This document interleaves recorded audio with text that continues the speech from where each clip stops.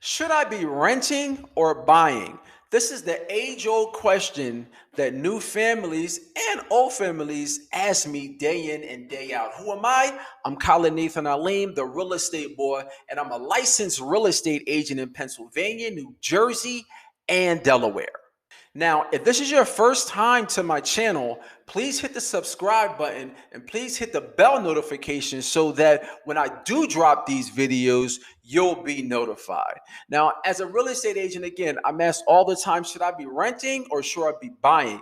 And that really depends on the person's situation. So let's have this conversation. So if a person is not financially stable, they probably should be renting. Now, everybody needs a place to live, everybody needs shelter. So when you're looking at your own situation, that's probably the first thing that you're going to ask yourself is, are you financially stable? Now, financially stable means that you're not really like hanging on with a string, okay? Meaning that any little hiccup is going to throw a monkey wrench in your plans. So you want to make sure that you're financially stable. Well, let me take that back. If you're not financially stable, then you're probably going to want to rent, okay? That's the first thing. Number two is what's your credit like? Credit plays a big position when you're looking to buy a home because most people are going to be looking to buy a home with a loan. So then that begs the next question is, okay, what credit score do I need in order for me to qualify for a loan? Now, with the FHA loan, and that's another video explaining these different types of loans, okay? But with the FHA loan, the lowest at the time at the taping of this video, the lowest credit score that you can have is a 500. Now, with a 500 credit score going up to 620, you can get a loan, but they're going to require 10% down. Now, if you have a 620 or better, then they're only going to require 3.5%. So I usually tell people that when they're looking to buy a home, they want to have a credit score of 620 or better. So that's the next thing that you're going to look at is you're going to look at your credit score. Now you can pull your own credit. I'll put a link in a description where you can go and pull your own FICO score for $1. So be on the lookout for that if you don't know what your credit score is. So credit, you need to look at that. Number two is you're going to need to look at, okay, what type of reserve do I have for a down payment? What type of money do you have earmarked for a down payment? Now, some people think, okay, well, I'm a first time home buyer, so that means that I qualify for a grant or that there has to be programs out there. And most states, most counties, most cities do have first time home buyer programs. But most of them are going to want to see that you have some type of reserve. And the reason is that something will break with your home. Something will break. It's not a matter of if it's going to break, but when it's going to break. So something's going to break down. And they want you to have some type of money so that if something does break down, you're able to pay for it. Plus, they want you to have some type of skin in the game. Now, I've done deals or I've done transactions where the buyer has gotten money back because of the way that we negotiated the deal. But still, they want to see that you have some type of reserves. Now, you might be saying, okay, it's really hard for me to save money. What I did is when I bought my first home many moons ago, is when I was working a regular 9 to 5, what I did is I opened up an online savings account. And what I did with my direct deposit is I think I was able to save around 10%. And I took that 10% and had it go directly to my savings, this internet savings. And the a reason it's good to have an internet bank account is because it's harder to get to. So it wasn't on every block where I can just take the ATM and access it. So this is what I did to gain enough money to actually have for a down payment. So I just wanted to pass that advice on to you. But getting back to whether you should rent or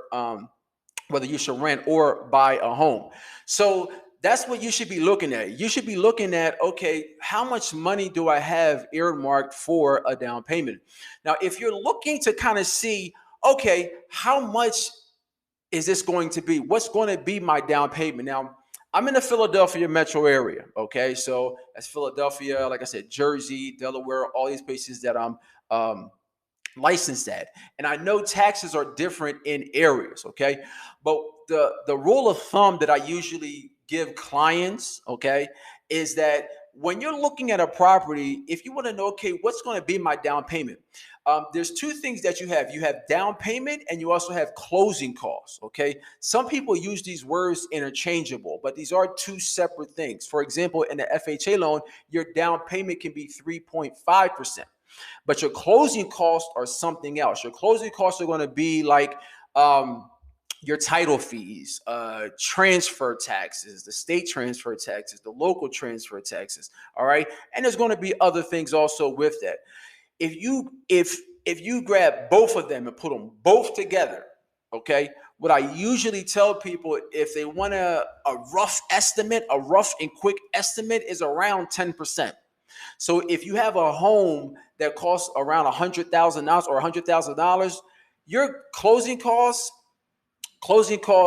and your down payment is usually going to be around 10%. I usually tell people, hey, listen, if you have 10%, then you really can't go wrong. Now, it's usually a little bit under that, but I give people that as a clear benchmark, okay? That they can kind of look at a home real quick and see. Now, if you're a first-time home buyer, again, there are going to be grants.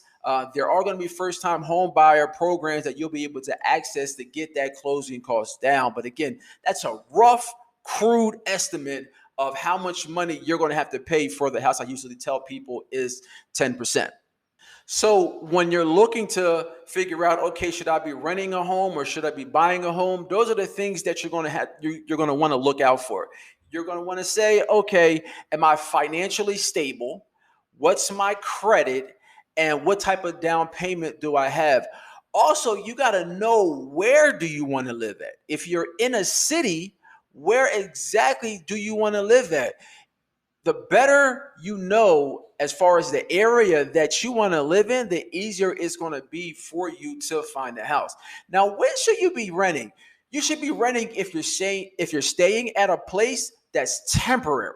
Okay, so maybe you're staying at a place 5 years or less. If you're staying in a place 5 years or less, then you're going to probably want to rent. Also, if you're getting to a place and maybe you're brand spanking new, and you don't know anything about the area. If you know absolutely nothing about the area and there's no time for you to actually go and explore the area, then you may want to rent. Also, if you need to be close to a certain place and the houses in that area are too much for your budget, okay? Maybe you need to live downtown. Maybe you have to live downtown to be in close proximity, maybe to a school or work, and you can't really afford to live down there. Then you probably want to rent. But even in this particular scenario, you still want to buy some type of real estate so you can be afforded the advantages and benefits of buying a home or of real estate ownership. Now, if you do want to have a personal conversation about in your particular situation, if you should be buying a home or renting a home, we can always do a buyer consultation. All of my information is in the description. So again, this is Colin Nathan Alim. If you're looking to buy a home, sell a home, or invest in real estate, I got you. And remember, hit the subscribe button and hit those bells notification so we can keep in contact. All right, y'all. Till the next time.